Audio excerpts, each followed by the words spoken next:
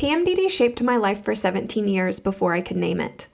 I spent those years searching for answers, questioning my sanity, and desperately seeking treatments that actually worked.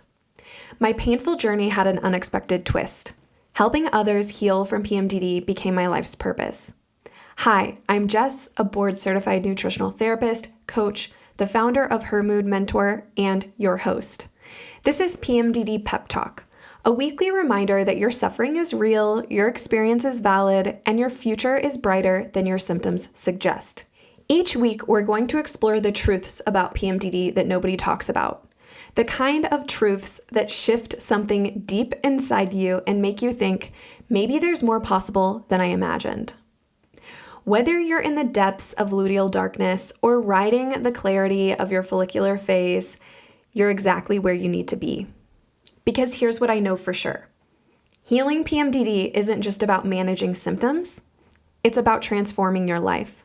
This challenge, as brutal as it can be, is an invitation to know yourself more deeply and live a more joyful, purpose-filled life. PMDD might feel like your whole story, but it's just a chapter, and you get to write what comes next. Welcome to PMDD Pep Talk. Quick pep talk pause. Remember that everything we talk about here is meant to educate and inspire. Always team up with your healthcare provider for personal medical advice. All right, now let's get into it. Hello, and welcome back to the PMDD Pep Talk podcast. Today's episode is one that has been on my heart for a very long time, one that I wanted to have and have been having in various ways long before this podcast ever existed. And I'm so excited to share with you, and I'm so excited to hear what you think about this conversation. And what it really comes down to is how you talk about PMDD actually impacting what the experience is like for you. So the first question I have is just to straight out of the gate ask you is, have you ever noticed that the way you talk about your PMDD experience might actually be shaping how bad it feels? Have you noticed it? Have you thought about this? The reason that I'm bringing this up is because there's a ton of negativity in living through PMDD. You can go to any Reddit thread, any Facebook group, and be inundated with pain and suffering and very severely negative language.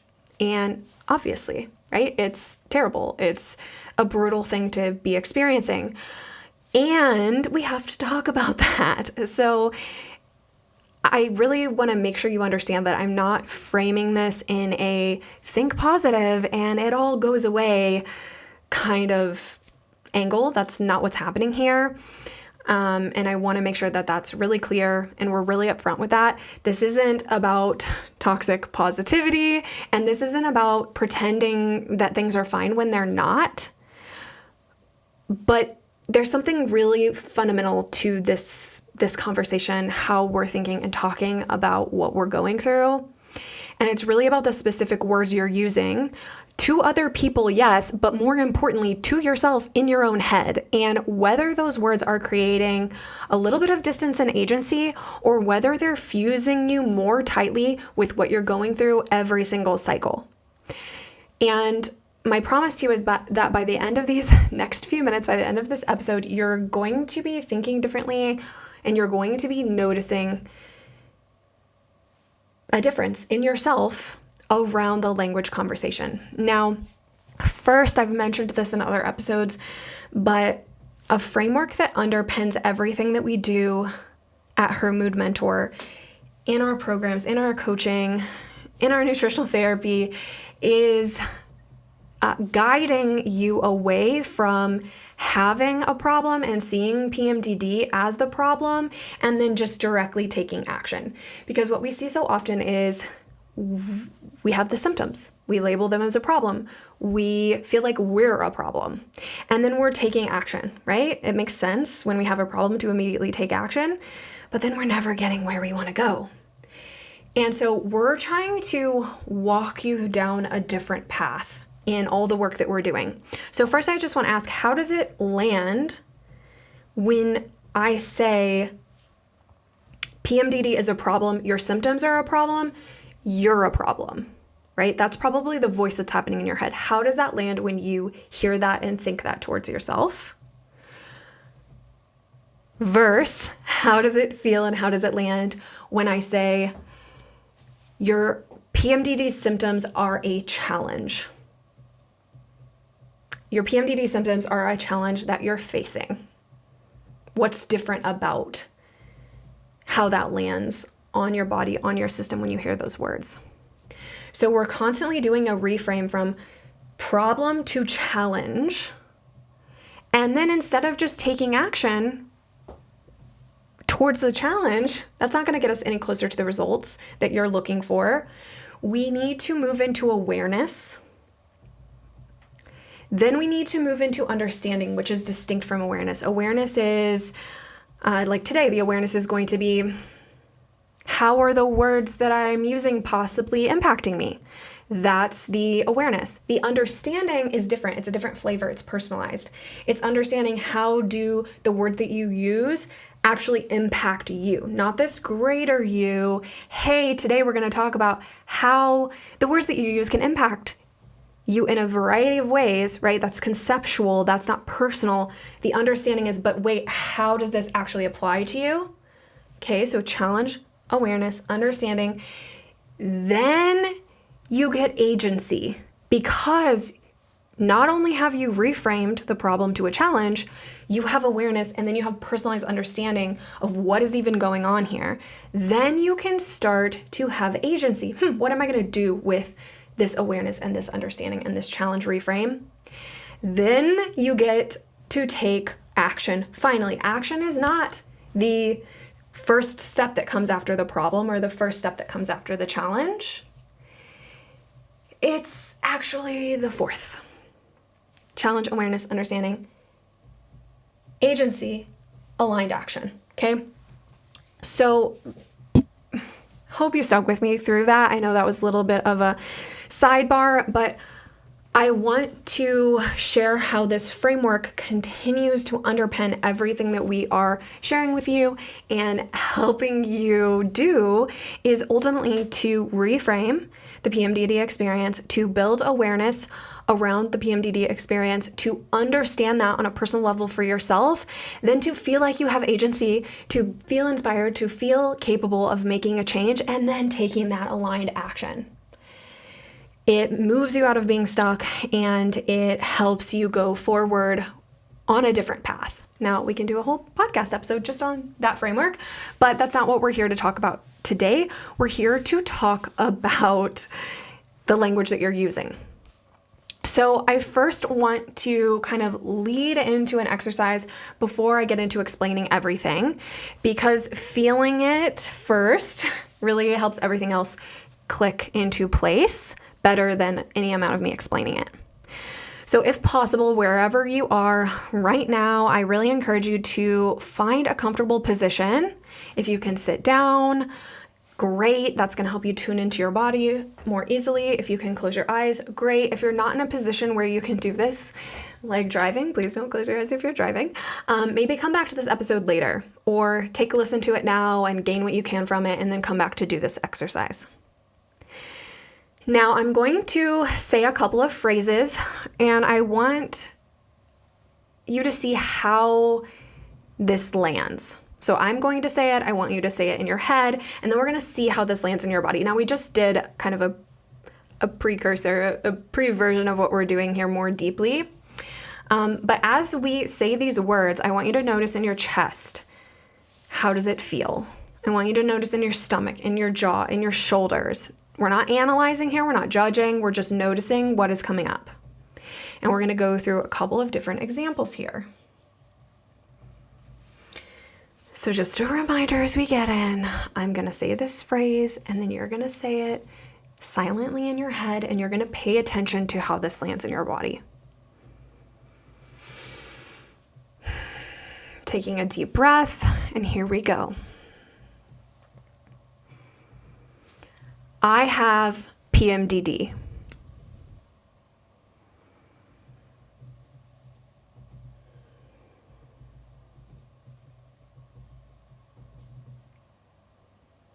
What happens in your chest, in your jaw, in your stomach, in your shoulders when you say in your head, I have PMDD? When you hear me say, I have PMDD?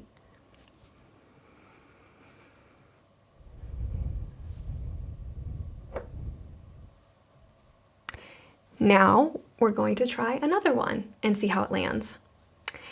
I experience PMDD symptoms.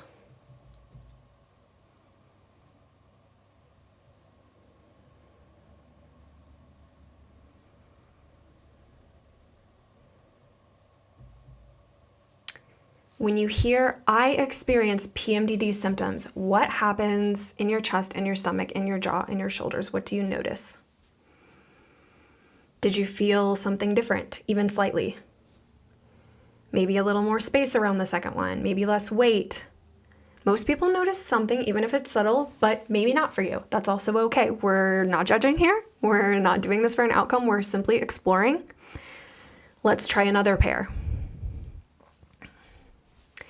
This is hell week.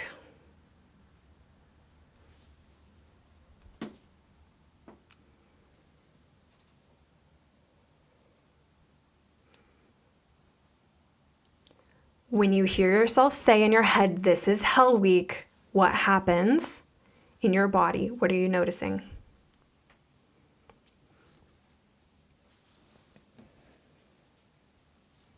When you say, I'm in my luteal phase, let's try that one.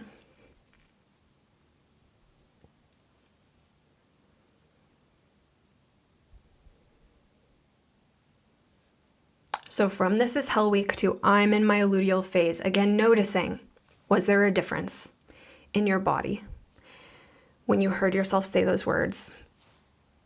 Anything you noticed? One more. Taking a deep breath, and we're going to say, PMDD is ruining my life.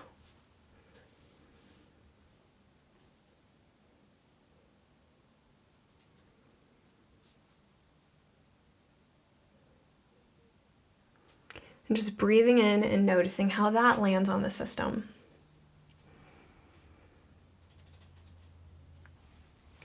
Next, let's try, these PMDD symptoms are really intense right now.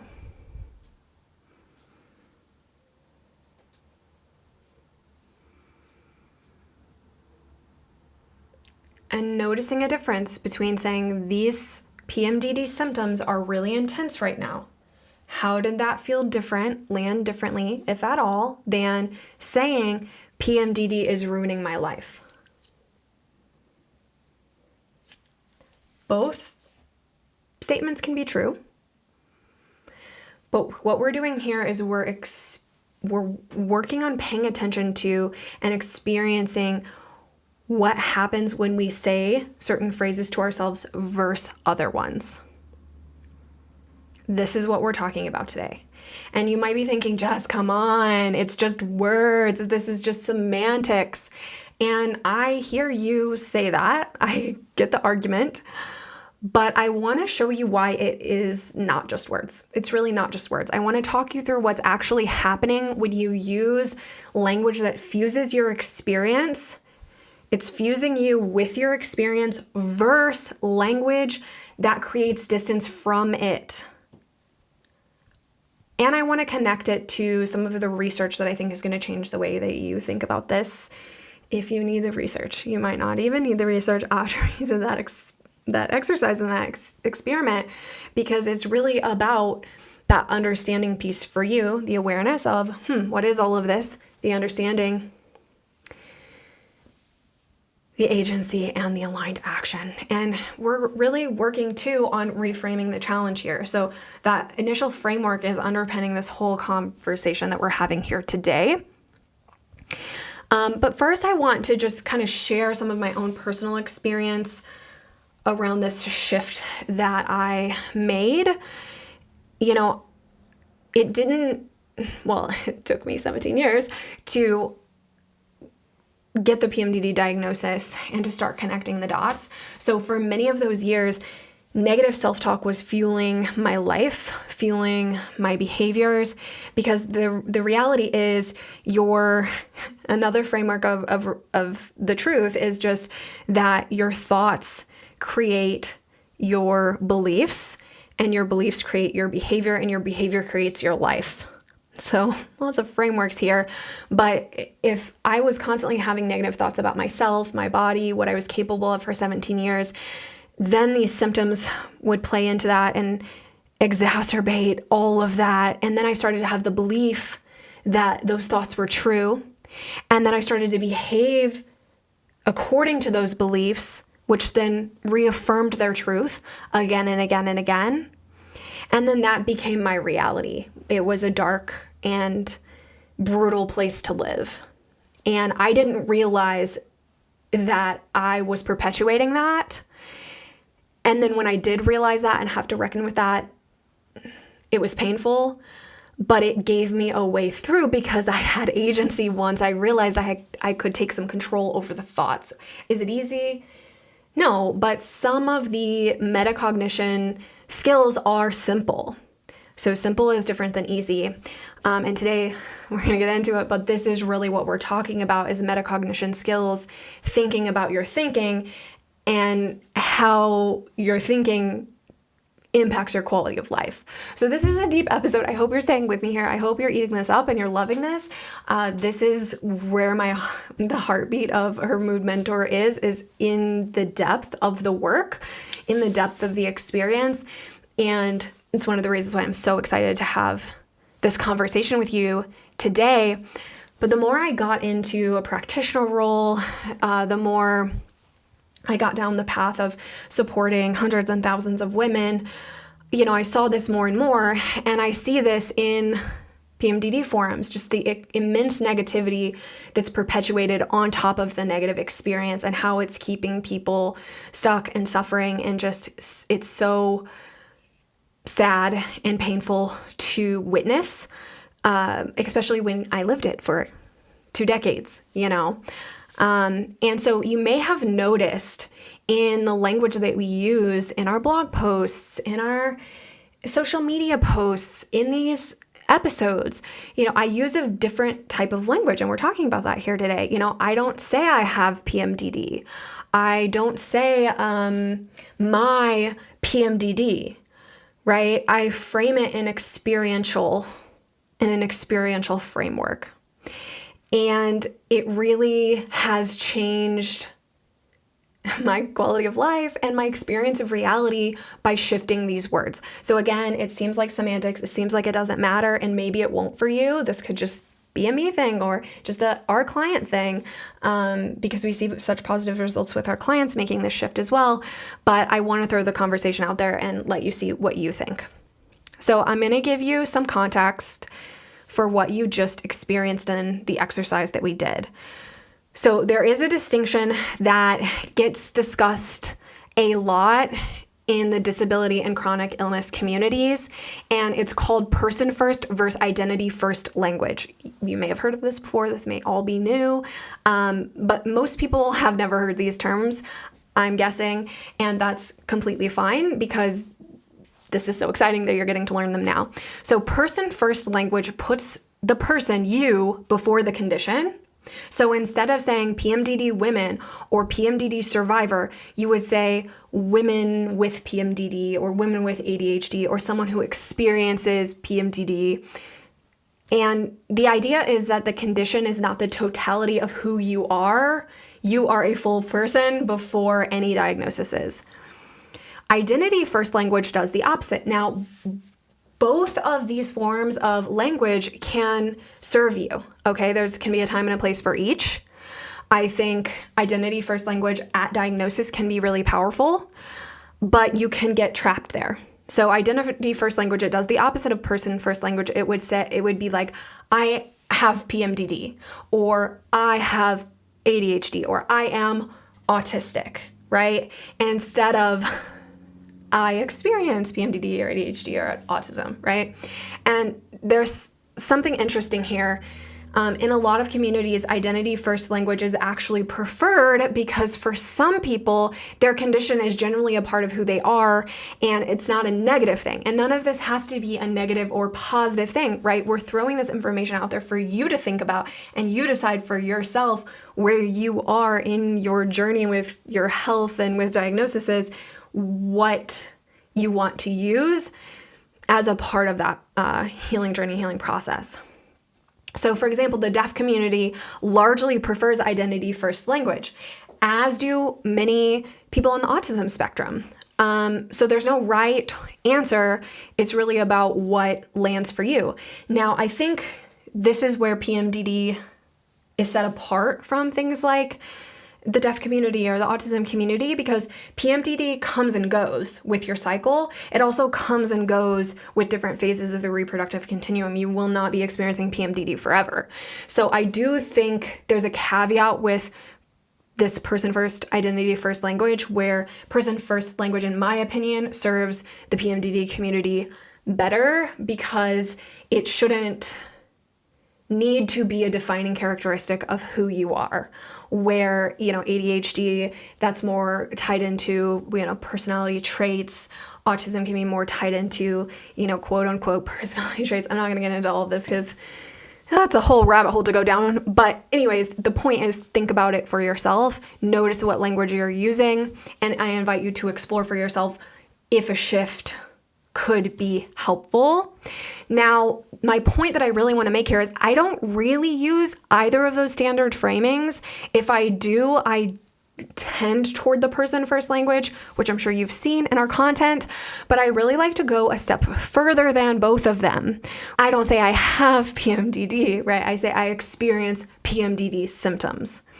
And that's a big distinction, and it's meaningful between those two phrases. I have PMDD, I experience PMDD. When you say I have PMDD, the experience is still attached to you. It possesses you, you're melded and blended with it, and it lives with you permanently. When you say I experience PMDD symptoms, you're describing something that is happening, something that arrives, moves through, and ends, and the symptoms become something that visit you rather than something that you are permanently carrying. And I think this is really helpful in the trauma processing, emotional regulation space as well, rather than saying things like, I am angry, because that really blends with you, like I am an angry person. You could say, I feel angry. Notice how that lands differently here, right? You are not angry permanently, you feel angry right now. And again, semantics, but it's really not a small distinction in my mind. And I do the same thing with language like Hell Week. I do not say that. And I understand why that phrase gets spread so much through the PMDD community. It's really describing something real. Those days can feel genuinely awful. But when you call it Hell Week every single cycle, you're training your nervous system to brace for Hell Week every single cycle. And before it even arrives, right? It's building fear. You're building a prediction that the body prepares for and braces for. And this can actually amplify how bad it feels when it gets there. And the luteal phase is not the demon that the PMDD community feels that it is. It doesn't have to be that. It's factually just not that, right? It's a part of the female reproductive cycle we all go through every single month, and demonizing it, I just really do not feel is serving us. When you say I'm entering my luteal phase, you're naming a phase that has a beginning, it has an end, it's workable. It's something that you move through rather than something that happens to you. And I also want to address something quickly because I know that some of you will be thinking it. Changing your language really does not mean minimizing what you're going through. You're allowed to acknowledge what is happening and what is hard about it. You're allowed to say, my symptoms are really intense right now, or this luteal phase has been particularly difficult. That's not the same as calling yourself a sufferer or calling every cycle hell before it starts. There is a massive distinction in the language and how the language lands in your system and what that cultivates for you. Remember, thoughts create beliefs, create behaviors, create your reality. So the difference is, are you describing your current experience, or are you making a permanent declaration about your identity and your future?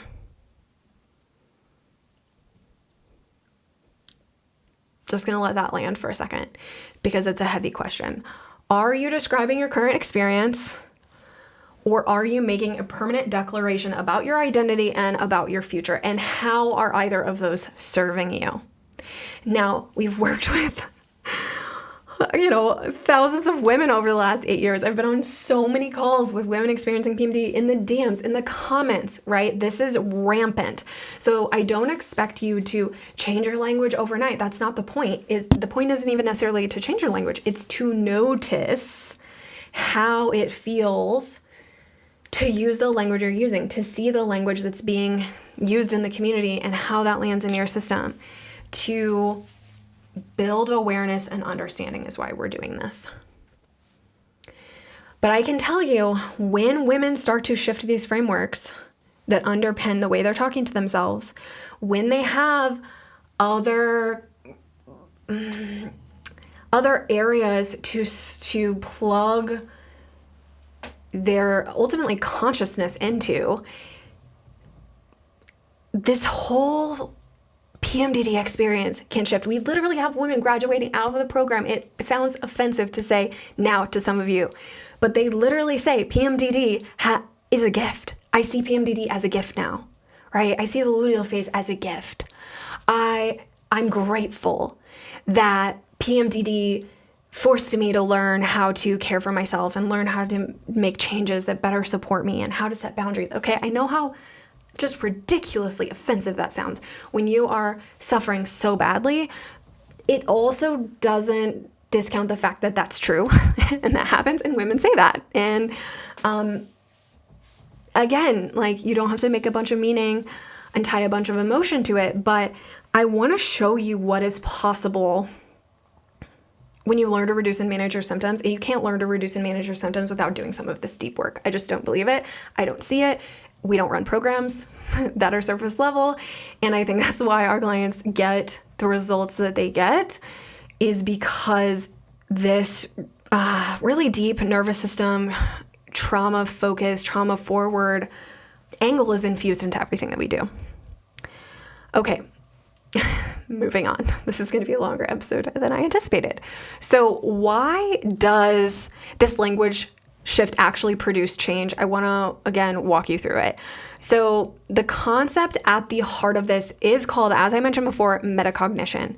And before that word just puts you off, let me tell you what it means. I already told you, but I'm going to tell you again here more clearly in this metacognition section. So metacognition just means thinking about your thinking.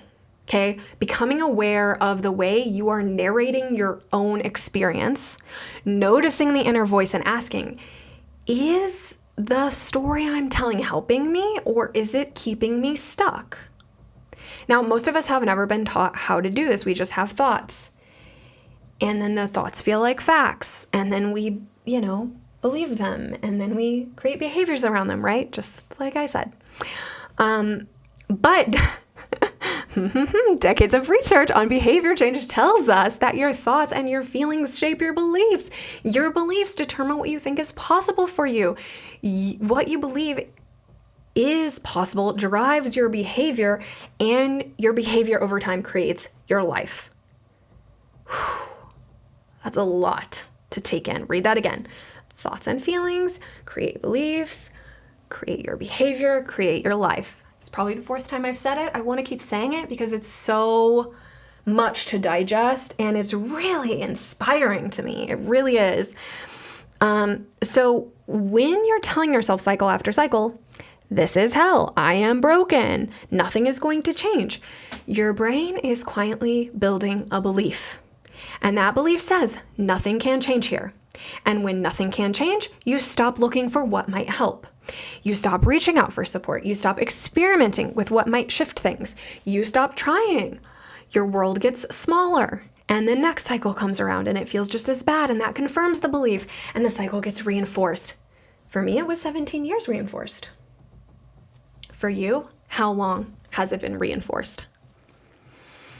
So the language shift that we're talking about today, it's not a magic fix. It's not. It's not the only tool in the toolbox, but it is an accessible one because you can do it anywhere, anytime, without needing help from anyone. It's free, which we love. No one else has to change for you to begin changing the way you speak to yourself. Now, first, it's not going to come with the change of how you speak to yourself. It's going to come with noticing. It's going to come with awareness, right? And then building understanding of how that's landing for you. So on the flip side, that belief loop is equally real. When you start saying, I'm experiencing intense symptoms right now, you're making a small but important claim. You're validating what's happening. You're sharing and not repressing or suppressing your current state, but you are making the distinction that it's not permanent. You are keeping your identity separate from the experience. And that small move done repeatedly creates a pattern over time that builds a different belief. One that says, I have some agency here, and this is something I move through. This is workable.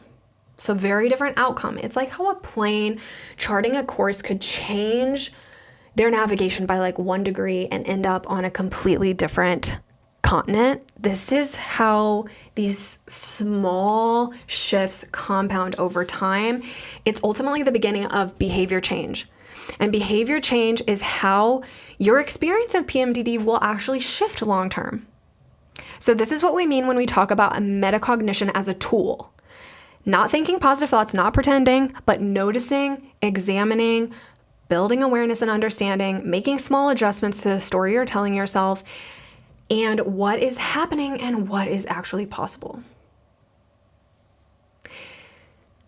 Taking a deep breath here because this episode, I'm loving this conversation. I hope you guys are loving it. Let me know. You might be like, no, Jess, we hate this. Please stop. But this just is so fun. So next, I want to get into interoception and trauma. Now, I want to connect this whole conversation here, to something I see consistently with women I work with, and something the research is naming quite clearly as well. And it's interoception. Big word. Maybe you don't know what it means. Totally fine. I didn't know what it meant until not that long ago either. But interoception is your body's ability to sense and interpret its own internal signals. Things like hunger, thirst, your heart rate, if you need to go to the bathroom, when you need to go to the bathroom, how fatigued you are, when you feel an emotion and where it is in your body, right? That gut feeling. It's an internal navigation system. And when it's working well, it lets you respond to your own needs before things get into a critical state. Now, I see again and again that women experiencing PMDD have a huge lack of interoception. Now, I believe that this is tied to the trauma link between PMDD and also the neurodivergent link to PMDD. But also, after we build that repetitive belief loop of the negative thoughts perpetuating, the negative feelings and thoughts perpetuating, the negative beliefs perpetuating our behaviors, perpetuating our negative reality that we're living in with PMDD, I think you disengage, you disassociate at a point. You're like, nope, we're not going into the body. Nope, it's safer to not do that. So over cycles and cycles of undiagnosed, misdiagnosed, poorly supported symptoms, even without ADHD, even without a history of trauma, which I don't know who that is, but if you're out there, please let us know. Even without those factors, this fear-driven pattern that has been laid out with the negativity is going to drive you away from interoception. And a 2025 review published in Frontiers in Global Women's Health proposed that altered interoception awareness may amplify how severely symptoms are experienced during the luteal phase. So the researchers draw this from what we know about sensory processing and PMDD more broadly. Now, to be clear, this is a proposed pathway. There are not yet direct studies specifically testing this connection, but the logic really holds up when you understand what interoception actually is and what disrupts it. And the thing that really disrupts interoception more than almost anything else is the nervous system that is stuck in a survival state. So I said this in a couple of different ways. I talked about the trauma link. I talked about the neurodivergent link. But let me say it again. The thing that disrupts interoception more than almost anything else is a nervous system that is stuck in a survival state. Sound familiar? Here's what a survival state looks like. Constant outward scanning, monitoring what's happening around you, anticipating threats before they arrive, staying one step ahead of what might go wrong. It's hyper-awareness, but it's entirely pointed outward. And it's the opposite of interoception. Because when all of your attention is scanning what's happening outside of you, you lose access to what's happening inside. You stop being able to hear the signals that your body's sending. I can't tell you how many clients don't understand what hunger cues feel like or what they look like, how to even know when they're hungry, when they're full. Now there's more. There's leptin, there's ghrelin, your hunger, and satiety hormones. There's more there. There's so much more there. But the point is you miss the early warning signs that your luteal symptoms are beginning to ramp up.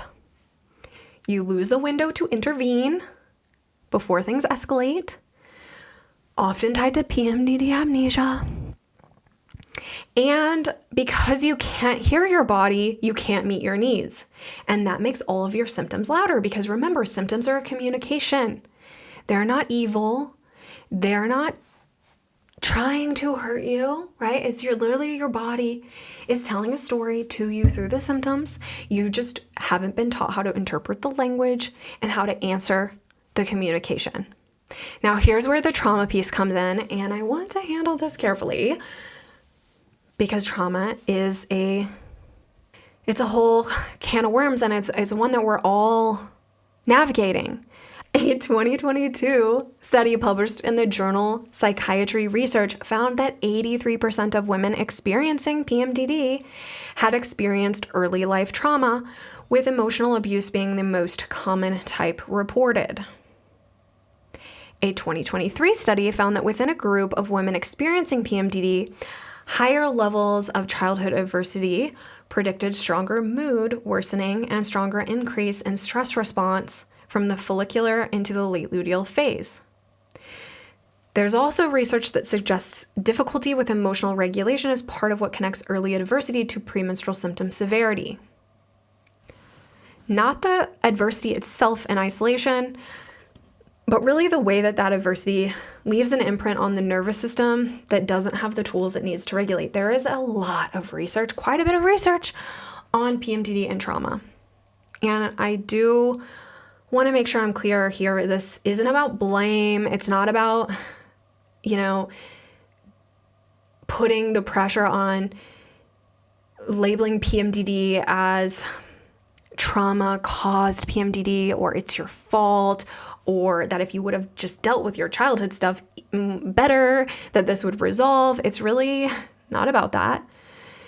It's not what the research says, and it's not what I'm saying, but I do want you to know that the adverse childhood evaluation, there's the ACE scoring. You can take the ACE scoring test, and the higher you score on ACE, the more likely you are to suffer with a number of different challenging mental health experiences. So what I'm saying is this: if your nervous system learned very early on that the safest thing to do was stay vigilant, to monitor everything outside yourself, to stay one step ahead, there's a chance that you've spent a long time disconnected from your own internal signals. And the language you use about your PMDD experience is one of the places where that disconnection is showing up for you. Heavy fused language. I hear it all the time. I'm broken. This is hell. PMDD is ruining my life. PMDD is ruining everything. I lost everything because of PMDD. keeps the nervous system in a vigilant, survival-oriented state. It is signaling your body that this is a permanent threat that you need to be braced against. And I really want you to sit with this part specifically. So when you practice saying, I am noticing intense symptoms right now, something important starts to happen. You're turning your attention inward. You're observing rather than being consumed and bracing against. In a very small way, you're practicing interoception. You're checking in with yourself instead of merging with or, getting so entrenched in what's happening. And it's why that this conversation isn't just about semantics. In a sneakier way, really, like in a quiet way, it's a low barrier entry point to something your nervous system needs more of. More space, more distance. And it really will add up over time. The awareness and the understanding, taking some agency over the thoughts that you're having and just tweaking them. Tweak, tweak, tweak. No judgment, just noticing, understanding how they're landing for you, and tweaking the way you're saying things to yourself. So let's put this all together before I head into the takeaway. The way you talk about your PMDD experience to others and to yourself is feeding information to your nervous system about whether you are safe, whether you have agency, and whether change is possible. Calling it Hell Week every cycle teaches your nervous system to brace every cycle. Saying I have PMDD attaches the experience permanently to your identity in a way that doesn't leave a lot of room for growth or change. Saying I am broken now is a belief that came from feelings and thoughts that closes the door on anything else being true. If you're broken, you're going to behave like you're broken, which is going to create a broken life. This isn't something to have shame around, okay? I know that can feel, ooh, ouch, sting. It's something to be aware about. It's something to recognize you can change that belief. You are not broken. You're experiencing challenging PMDD symptoms that you can learn to reduce and better manage. None of this is your fault, okay? You're learning this language from a community that was trying to name something real and painful out of a dark and suffering and dysregulated place and is constantly talking about it from that stance, but you get to update it if you want to. You get to screen, you get to tweak. Now, please know, you will not be perfect at this and you do not need to be perfect at this. 8 years in to learning to reduce and manage my symptoms, I'm doing this daily. I'm updating our copy daily. If my PMDD statement creeps in, right? But you're just going to start by noticing what words you're using, noticing how that lands in your system. That noticing is metacognition. You're already doing it. And the noticing is the beginning of interoception, which we want to foster and nurture more.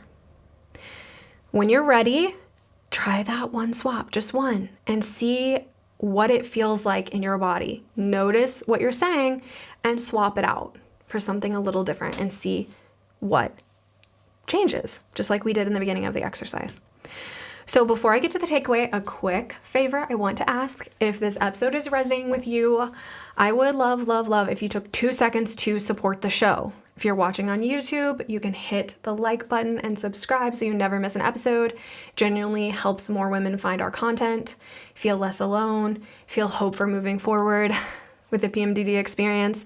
And if you're listening on a podcast app, please leave a rating or review. It takes less than a minute, and it makes a huge difference in getting this information in front of the women who need it most. So back to it. We're going to land this plane here. Your action item from today is simple. Pick one phrase that you notice yourself using regularly about your PMDD experience and try a version of it that creates a little bit more distance between yourself and the symptom or the diagnosis. You don't have to overhaul everything, okay? This isn't about perfection. We're just picking one thing. If you call it Hell Week, try saying luteal phase, this cycle, and see if anything shifts. If you say, I have PMDD, try saying, I experience PMDD symptoms, and notice what your body does between those two. If you catch yourself saying, I am broken, try saying, I'm having a hard time right now. That's it. One swap. Notice what is different for you. And if this episode was your vibe, if you're as excited about conversations like this as I am, which I really don't see anyone having deep, philosophically flavored conversations about PMDD like this, share it with someone who you think it could help. This isn't just about PMDD. This is about interoception, about metacognition, about the language that we're using. It can go and be helpful with anything that we're experiencing, a breakup, any other chronic health condition or diagnosis. The language we use in this community shapes everyone in it and what they believe is possible. So you have an opportunity to start contributing to a positive change within the community. And I would love to see where that goes, because it is a dark, dark place, the PMDD community. And I completely understand how and why, but it doesn't have to be that way.